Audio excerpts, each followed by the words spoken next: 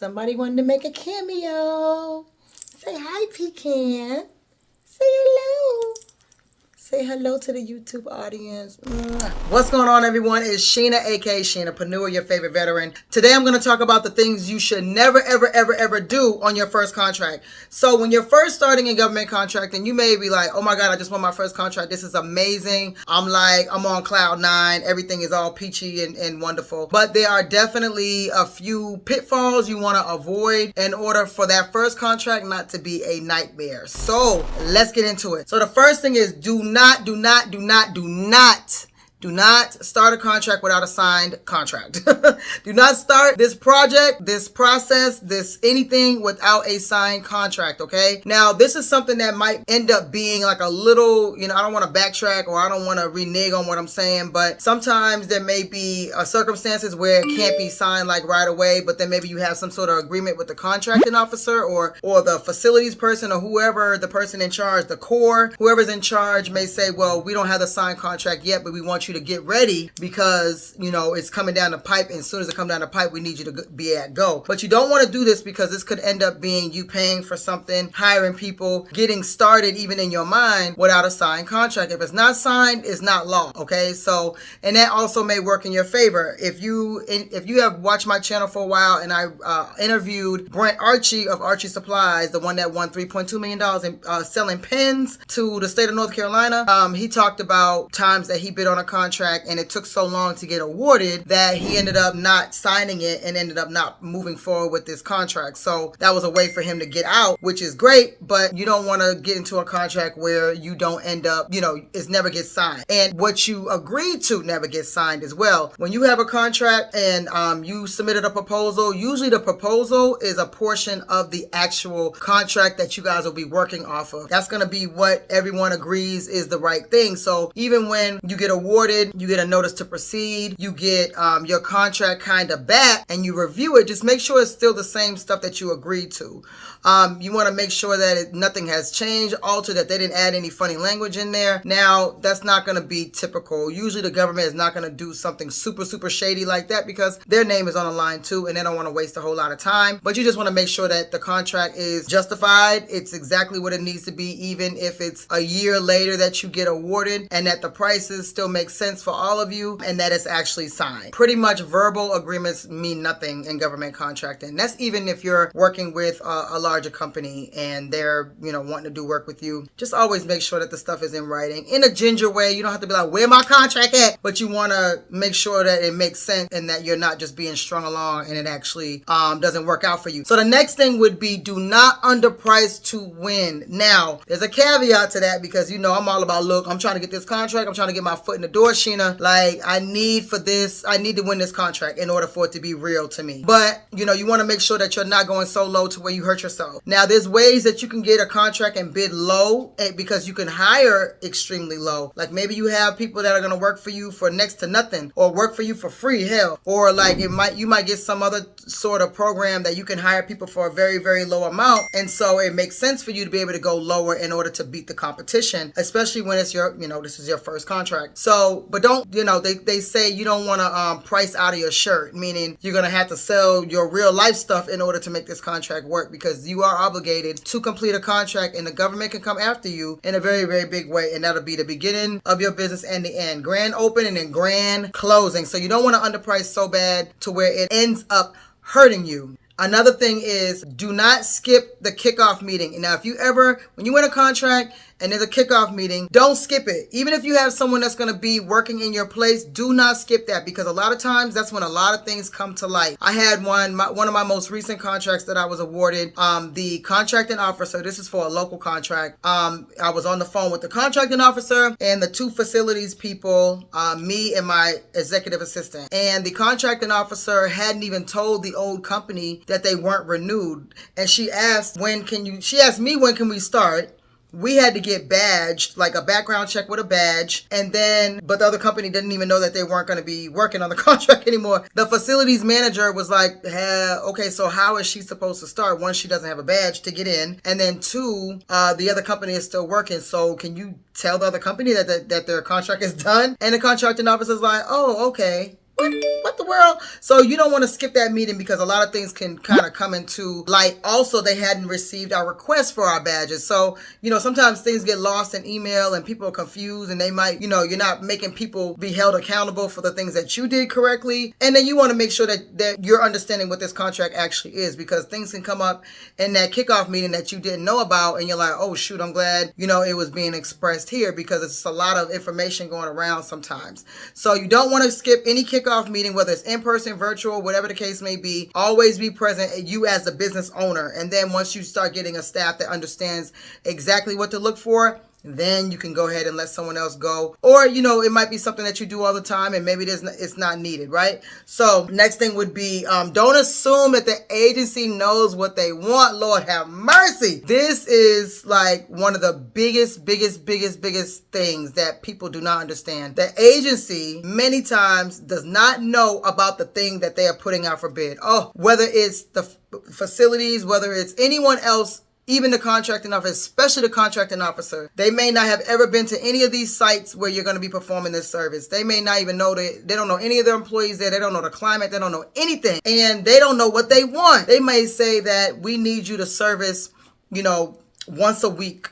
But then this actually happened at a site visit before the contract even came out, or before the contract was awarded. And the agency was saying, we need you to clean, like they wanted this detailed clean for these several different facilities. And a person raised their hand like, well, it sounds like you need more than one day of cleaning. And he was so right. It was something that I was going to say, but the way that they were saying like, oh man, the bathroom is just so bad by the time the cleaning company comes back. Well, duh, you're only getting clean once a week. So obviously you need to clean more than once a week. So they don't even know what they need. So sometimes those, going to the site visit, having these conversations, even suggesting that sometimes when you put it in your proposal, when you're writing your proposal to for the bid that comes out, then you can suggest maybe, based on the size of this building or whatever, you guys are requiring this much, but it really needs to be this much, which is a great segue into our proposal writing services at GovCon Now, where we help you find opportunities, source opportunities, help you find what you want. And it's a monthly subscription service. And of course, it's right here. And I'll leave the link in the description. But we also do a lot of business development with people to help them find exactly what it is that they should go into. It's really an exciting service that we have changed so many lives already. And we just started a couple of months ago. So make sure you check that out and discover what we can do for you. So boom, back to the agency not knowing what they want. So everything needs to be clearly in writing, because I have seen so many discrepancies with different things. And that's including, not only do they not know what they want, but they may not understand what they're asking for. I had a contract. I always have a story for everything. I have a contract where they wanted us to throw away PII, which is personal identifiable information, PII, into the regular dumpster. And I'm like, oh, no. Luckily, I was in IT for 20 years, because I know that's a big no-no. That's how companies end up on the news with people's information being exposed, with dumpster divers. And so we told the contracting officer, who was also in the military, if you're in the military, then you know that we do PII training, phishing training, all the trainings, which a lot of corporate agencies do as well, to make sure that your information is not stolen and that you're not giving away information to the enemy. And this previous first sergeant, actually said for us to throw away the documents into the dumpster. And I'm like, no, we're not doing that. Now we'll put them in a bag. And if the person wants to throw that stuff away, okay, would not recommend, but we're not going to do that. And so that's another thing that I wasn't even a prime on this contract. I was like 3 subs down, and I knew better than that. So sometimes you got to make sure that you are advising them of what they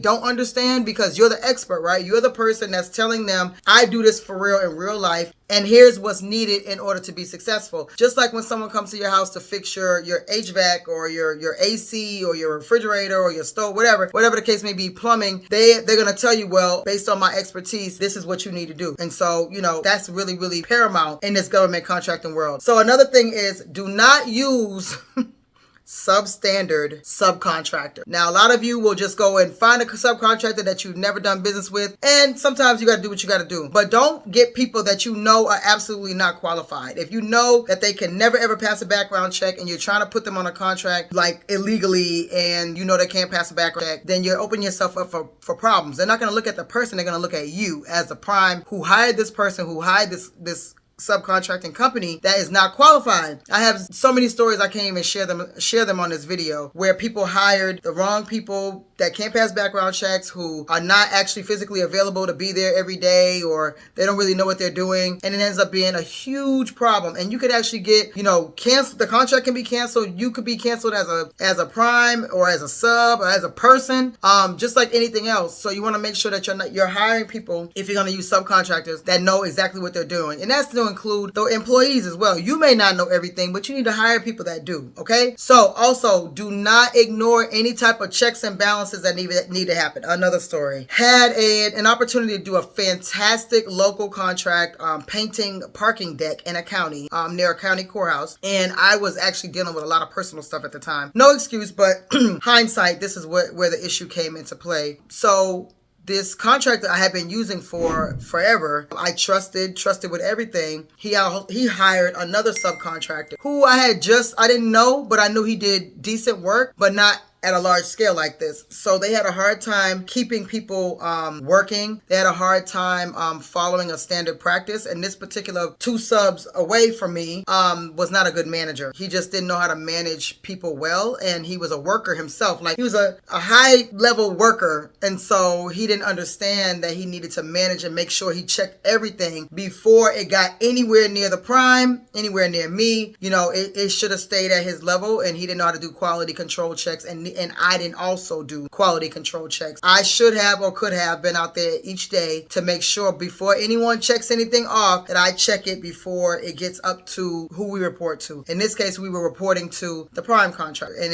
it went down in a fiery blaze of hell. Okay, it was a really, really bad ending to a contract. So you don't want to skip those things and making sure that people are doing what they're supposed to do, which goes into working with people that you don't know and working with people in other states. Just because they're a larger company, just because they've had contracts before, just because they make more money than you, or just because they have 3 to 5 stars on Google, doesn't mean they're going to do a good job with this. So you just have to make sure. I don't care how long you've been cleaning. I don't care how long you've been painting. I don't care how long you've been doing anything. That it has to pass my eyeballs and make sure that I think that it's good to go. And then if there's feedback from the prime or feedback from the agency, then we can adjust accordingly. But I'm not just going to let you run rampant anymore, because that was, that was a huge lesson learned. Run rampant and just do things you want to do, and what you feel like is great is just good enough and not to perfection the way that I would want it. So boom, that you just got to make sure that you are doing the quality control checks with your subcontractor. Do not miss invoicing, okay?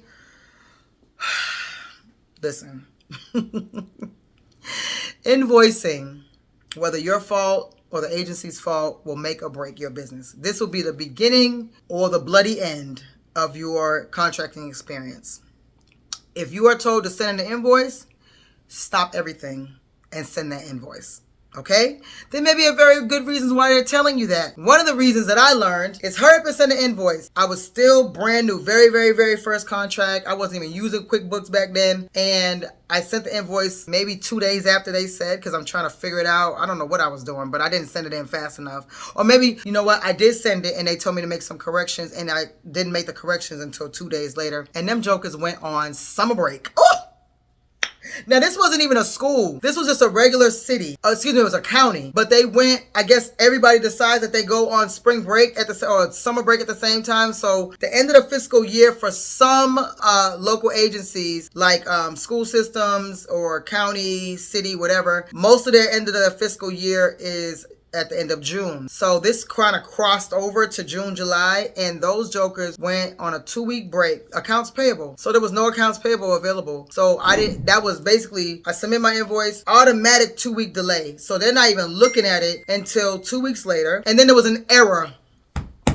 Another error on that particular invoice. So that every time there's an error, they start the 30 days over again. So we're talking about, essentially a month of nothingness, and then another month to wait to get paid after the invoice was corrected. Do not skimp on that understanding. Some agencies will put in the solicitation the invoice structure, like who is written out to, exactly how you have to do it, but you still need to check on that, because I have asked an agency before, hey, is this exactly how you want the invoice? They're like, oh no, where'd you get that from? I got it from your solicitation, aka the contract, and you're telling me that's incorrect. They're like, oh, that person doesn't even work anymore. Don't send it to that email. Oh my gosh. So you always want to check as well. When you do send an invoice, make sure that they actually received it. I can't even tell you how many times I've been told, oh, we never received that. So I make sure when I send an invoice, I ask for confirmation. And then after maybe like 10 days, if I don't see any movement, I'm like, just making sure you got this invoice. So you're not like begging for your money, but you're letting them, know, hey, I didn't see anyone looking at this invoice, because QuickBooks kind of tracks that.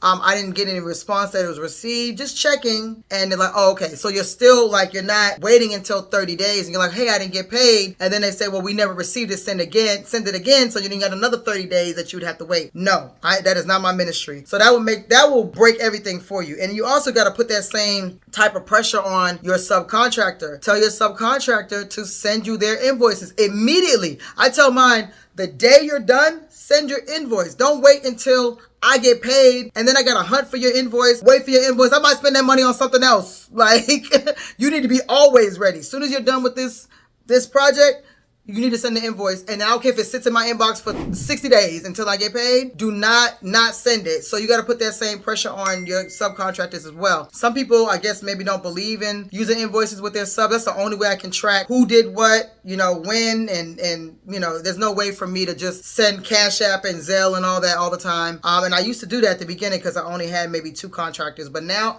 if you don't, no invoice, no pay. No invoice, no pay. It's too easy. You better put it on a piece of paper or something. It doesn't have to be official through QuickBooks, but you need to have something because there's a lot of projects going around, a lot of stuff going around. So yeah, you have to do that. But anywho, please leave in the comments some of the things that you would want to add to this. Anything that I missed, anything you feel was that you experienced with your subcontractors, on your own, with a contracting officer, with the core, with anyone. Go ahead and leave that in the comments, because I might actually feature one of those comments in a video, especially if I have personal experience with that. Or I might feature you. I might put you on the channel and have you explain all your government contracting woes and hopefully your government contracting successes. So please like, comment, share, and subscribe if you are not already. So until next time, it's your favorite veteran.